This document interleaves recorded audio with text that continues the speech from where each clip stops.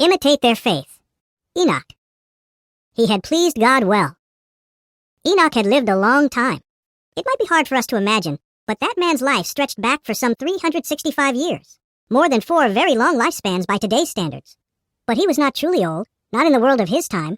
Back then, over 50 centuries ago, people lived far longer than they do today. Adam, the first man, had been living for over 600 years when Enoch was born, and Adam lived on for another 3 centuries. Some of Adam's descendants lived even longer than that. So, at 365, Enoch may still have looked fairly vibrant, like a man who had much of his life yet ahead of him. In fact, though, he did not. Enoch was likely in grave danger. Picture him on the run, unable to put out of his mind the reaction of the people to whom he had recently spoken a message from God. Their faces were twisted with rage. Those people hated him. They despised his message, and they loathed the God who had sent him. They could not strike out at Enoch's God, Jehovah, but they could certainly strike out at this man. Perhaps Enoch wondered if he would ever see his family again. Did he think of his wife and daughters, or of his son Methuselah, or of his grandson Lamech? Was this the end? Enoch is a somewhat mysterious figure in the Bible record. Only 3 short Bible passages deal with him at any length. However, those verses provide, in effect, enough brushstrokes to paint a picture of a man of great faith. Do you provide for a family? Have you ever faced the struggle of standing up for what you know to be right? If so, you may learn much from the faith of Enoch. Enoch kept walking with the true God. Mankind was in a bad way when Enoch came along. It was the 7th generation in the line of Adam. Granted, humans were much closer to the physical perfection that Adam and Eve had once possessed and lost. That is why people still lived so long. Yet they were in a terrible condition morally and spiritually. Violence was prevalent. That trend had started in the 2nd generation, when Cain murdered his brother Abel. One of Cain's descendants seems to have been quite proud of being even more violent and vengeful than Cain. In the 3rd generation, a new evil arose. People began calling on the name of Jehovah, but not as a reverent act of worship. They were evidently using God's sacred name in a blasphemous, disrespectful way. That kind of corrupt religion was likely in full sway during Enoch's time. As Enoch grew up then, he faced a choice. Would he fit in with the crowd of his day? Or would he search for the true God, Jehovah, who had made the heavens and the earth? He must have been deeply moved to learn about Abel, who had died as a martyr because he worshipped Jehovah in a way that pleased him. Enoch decided to take a similar stand. Genesis 5:22 tells us, Enoch continued to walk with the true God. That remarkable expression singles out Enoch as a godly man in a godless world. He is the first human the Bible describes in that way. The same Bible verse says that Enoch continued to walk with Jehovah after he fathered his son Methuselah. So we see Enoch as a family man when he was about 65 years old. He had a wife, unnamed in Scripture, and an unspecified number of sons and daughters. If a father is to walk with God while raising and providing for a family, he must try to care for his family in God's way. Enoch understood that Jehovah expected him to stick faithfully to his wife, and he surely did his best to instruct his children about Jehovah God. With what result? The inspired record offers only tantalizing hints on that score. It says nothing about the faith of Enoch's son Methuselah, whose lifespan became the longest in the Bible record, ending in the year that the great deluge came. However, Methuselah fathered a son named Lamech. Lamech's life overlapped with that of his grandfather Enoch for over a century, and Lamech grew up to show notable faith. Jehovah inspired him to utter a prophecy about Noah, Lamech's son, and that prophecy came true after the flood. Noah, like his great-grandfather Enoch, was singled out as a man who walked with God. Noah never met Enoch, but Enoch left a rich legacy.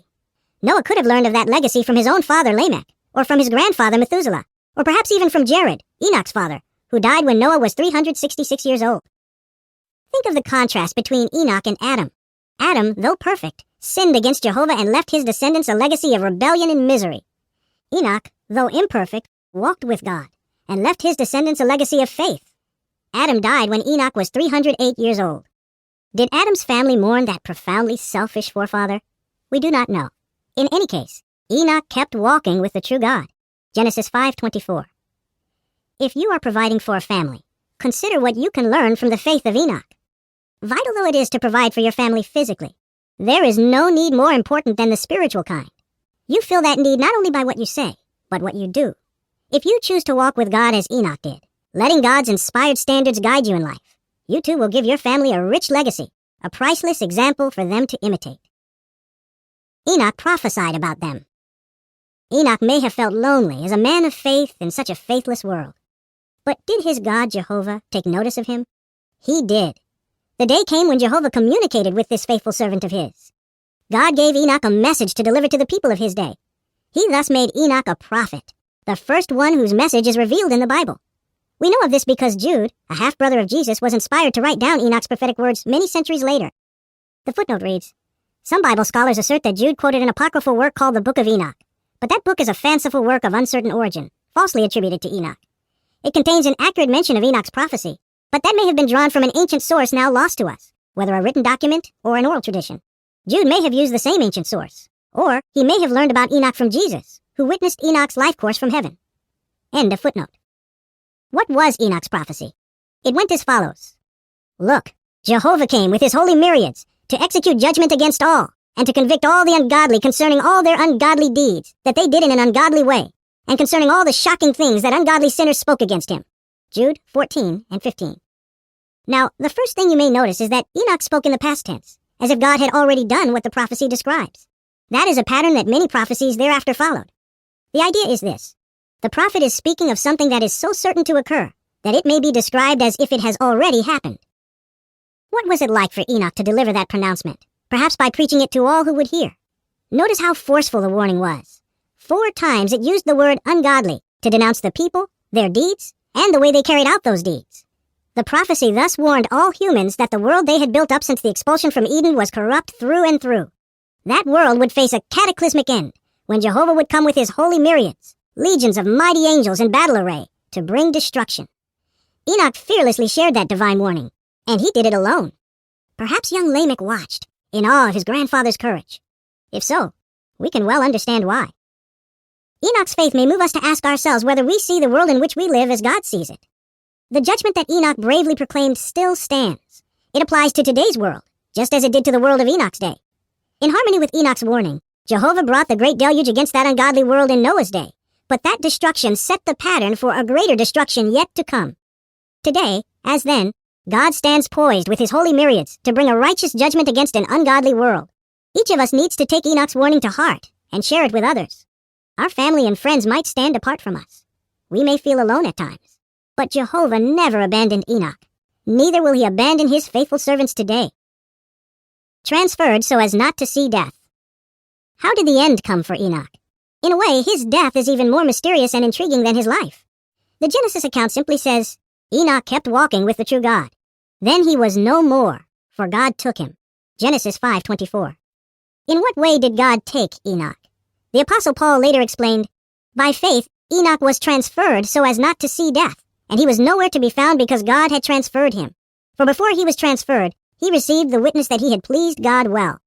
Hebrews 11:5. What did Paul mean by that phrase, transferred so as not to see death? Some Bible translations say that God took Enoch to heaven, but that cannot be. The Bible shows that Jesus Christ was the first one ever resurrected to heaven. In what sense then was Enoch transferred so that he did not see death? Jehovah likely transferred Enoch gently from life to death, sparing him any pangs of death. But first, Enoch received the witness that he had pleased God well. How? Just before his death, Enoch may have received a vision from God, perhaps one showing him the earth as a paradise. With that vivid sign of Jehovah's approval, Enoch fell asleep in death. Writing about Enoch and other faithful men and women, the Apostle Paul stated, in faith all of these died. Hebrews 11:13. Thereafter, his enemies may have searched for the body, but it was nowhere to be found. Perhaps because Jehovah disposed of it, preventing them from desecrating it or using it to promote false religion. The footnote reads, similarly, God likely ensured that the bodies of Moses and Jesus were beyond the reach of such abuses. End of footnote. With that scriptural reasoning in mind, then, let us try to imagine how Enoch's life might have ended. Picture this scenario, remembering that it is only one possibility. Enoch was on the run, nearing exhaustion. His persecutors were after him, seething with rage over his judgment message. Enoch found a place to hide and rest for a while, but he knew that he could not escape for long. A violent death loomed very near now. As he rested, he prayed to his God. Then a profound sense of peace came upon him. A vision, as vivid as if Enoch were really there, took him far away. Imagine that a view opened before him, showing a world wholly different from the one he knew. It seemed to him that it was as beautiful as the Garden of Eden, but there were no cherubs guarding it to keep humans out. Men and women, all full of health and youthful vigor, were numerous. Peace reigned among them. There was no trace of the hatred and religious persecution that Enoch knew only too well. As for himself, Enoch sensed Jehovah's assurance, love, and approval. He felt sure that this place was where he belonged. It would be his own home. As peace stole over him, Enoch closed his eyes and drifted into a deep, dreamless sleep. And there he remains to this day, asleep in death, carefully preserved in the limitless memory of Jehovah God. As Jesus later promised, the day will come when all those who are in God's memory will hear Christ's voice and come out of the grave, opening their eyes to a beautiful and peaceful new world. Would you like to be there?